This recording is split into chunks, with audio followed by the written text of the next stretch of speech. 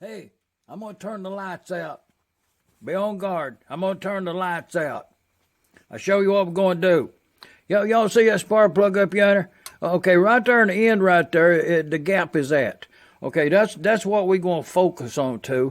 And I'm going to turn this mechanism right here on this EK magneto, and we're going to see what the spark that we have right there. I'll show you this. Pay attention. We'll get us a big old long shot to see the apparatus once we observe the spark. See what took place. I'm going to turn the lights out. Oh man, it's dark in here. I have to figure out how to get that thing.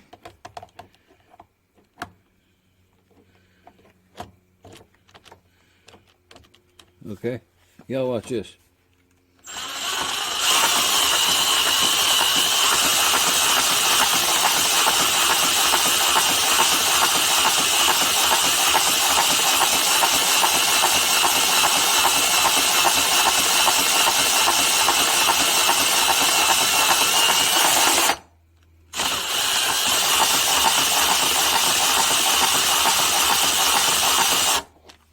Okay. Okay, now we done seen that spark right there, I hope. Now I'll show you what took place in order to get that. Watch this. Taking note that the only thing that's been done here is I replaced one of these bolts right here with one out of a parts mag, and I replaced this through bolt down here with a better roller, but the roller was in it, would have been okay. Replaced these 4 screws here with brass ones. Just took it apart, cleaned it up really good, put the new connector across there, which is 2 springs interlocked right there. The points I took out and filed with a diamond file to get a new surface on them. They was cupped quite badly. Put a new spring in it, and assembled it all back together with new gaskets and a gasket in the bottom. Polished up the crossbar, and keeping in mind that this is the one that we replaced these 4 magnets in this. They were missing. A tri-state find up there at Portland, Indiana. Randy turned me on that magneto right there. Just lucky I had a couple sets of them magnets. But what's taking place here, this is just a side cover off of International M, McCormick Dairy, to factuate the movement of this EK magneto in practice. So, and I just fitted a 1/4-inch socket drive in a crankshaft there, and the gears on the back, and timing's everything the same, and just comes out the wire and then grounds it as if it was a spark plug. But in this case, I was lucky that those coils were okay. It was just corrosion on that cross piece right there. So, and all new wiring soldered on. But, and then what I do is put this battery powered drill in a crankshaft here and turn it and see the spark right up there.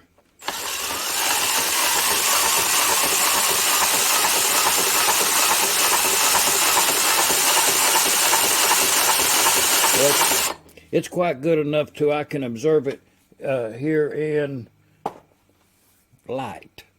So that's with these magnets that have been stored in the junk box and put into service, and it has enough magnetism in it to where that it would actually run the engine.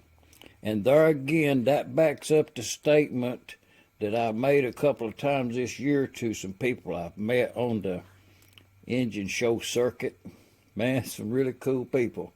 Thank you to all of y'all from the heart, for sure.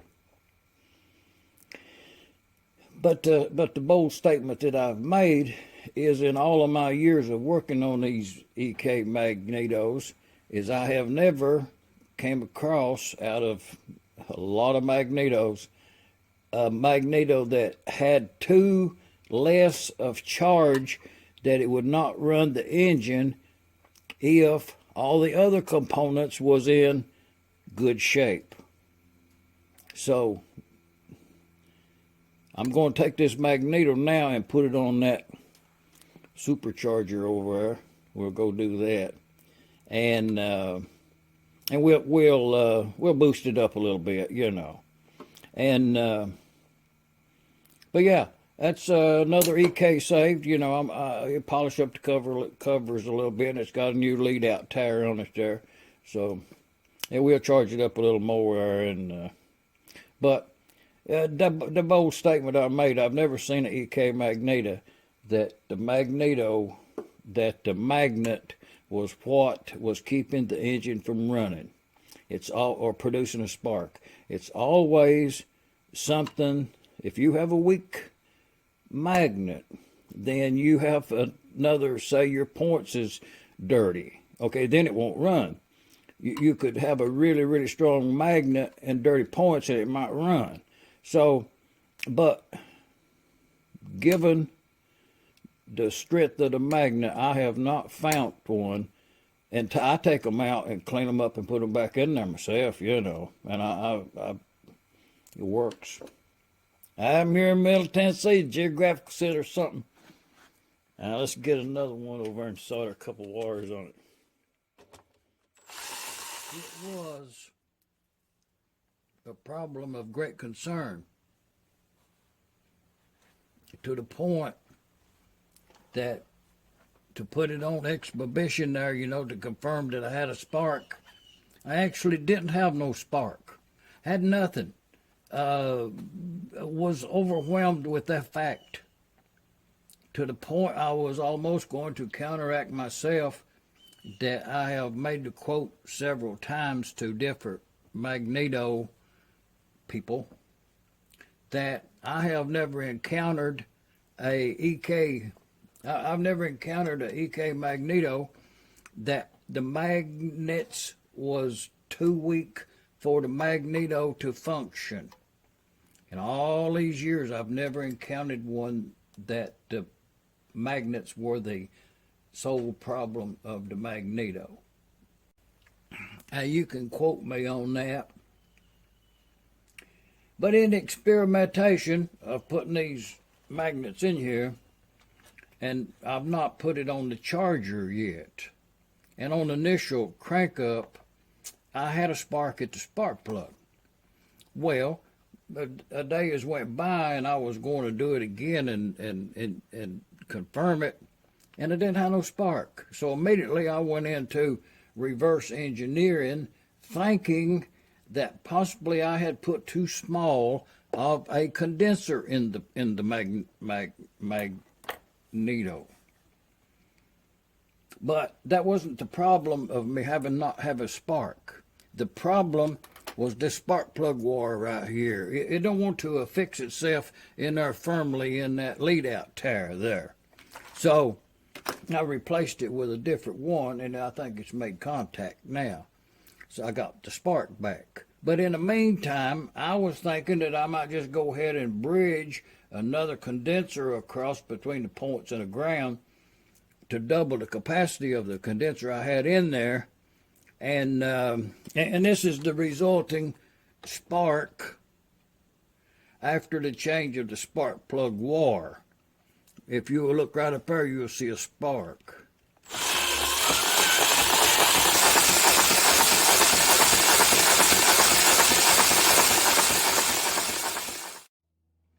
Okay, I'm going to remove the additional condenser I had in the system.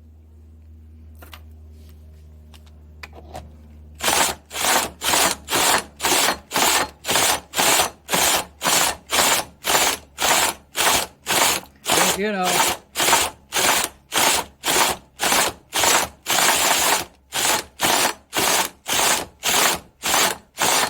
a pretty decent spark. It's intermittent, granted, but it's a pretty decent spark for the fact that the magnets has been removed. You know, they was in a junk box for some of their life. Okay, now at this point here, observing that spark that we've had there, let's go over and put this on the big charger and see if we can improve it any.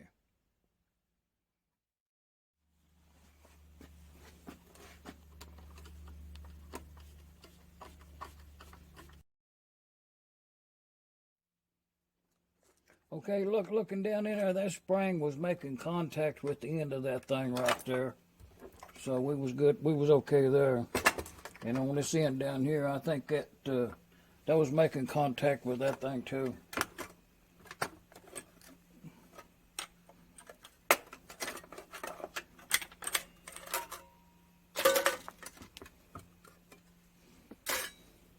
Yeah, we'll put that on that charger over there now.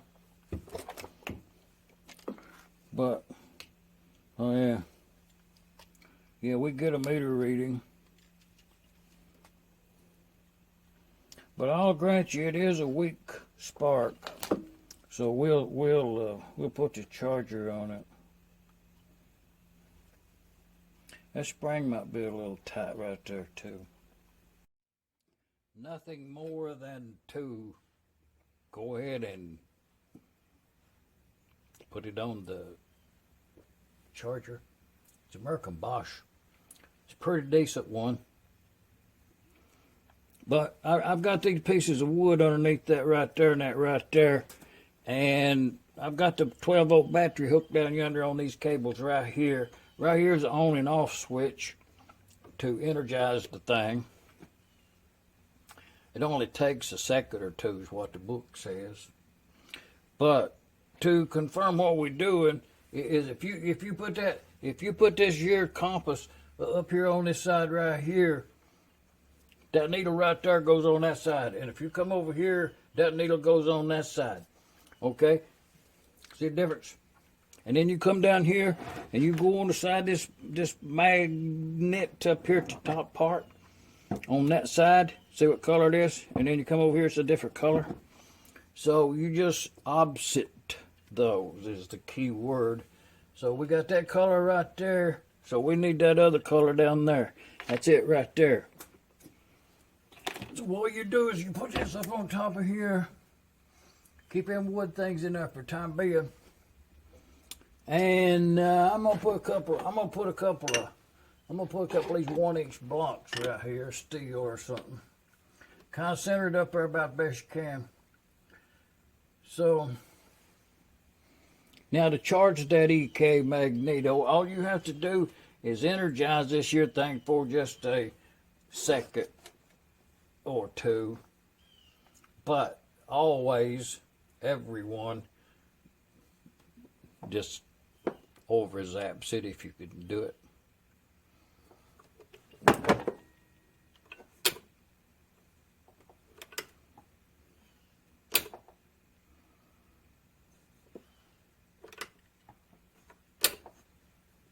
You can confirm that you're getting energized into this whole apparatus up there. You know, and they say you can beat on these right here with a hammer or something, you know, a steel bar or something like that right there. But supposedly, we're already finished with this because I done did that right there, what, 3 times already while we was talking there. So it's off now. So, but to confirm that you're actually getting some current through there, you can peg out one of these compasses. I'll show you. So we'll just set it right. Yeah, it should be. I don't know if y'all can see that or not.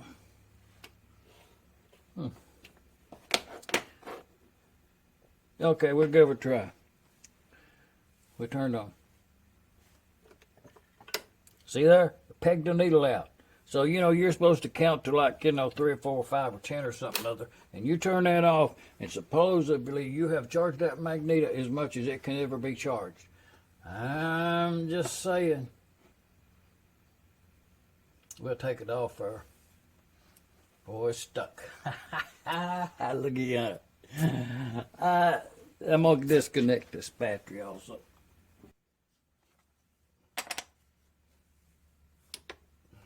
That's just some wood blocks right there to insulate those from each other while you're charging it. According to the book, that's a good thing.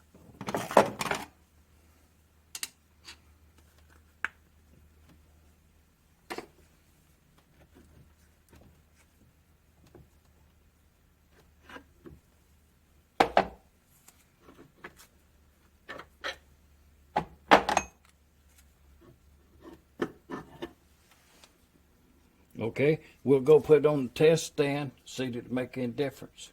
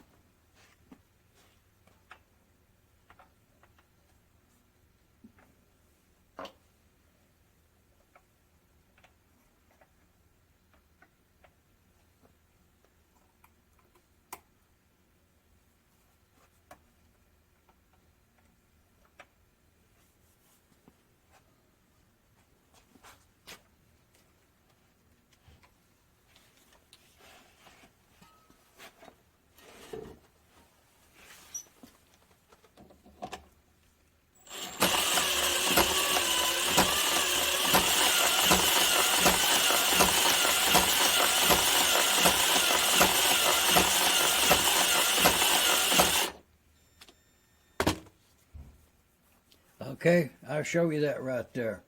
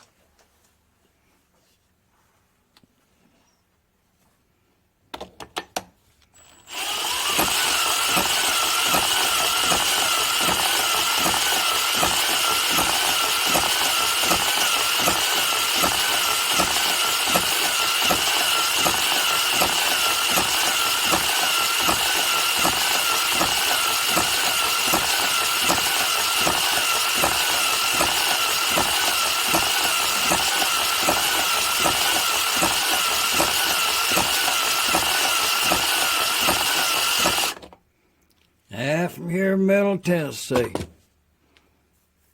the geographical center of something. I shop dog sound. Hey, y'all, come on back. We'll work on something else. Well, we'll try that test gap right there. You know, that's more than you need.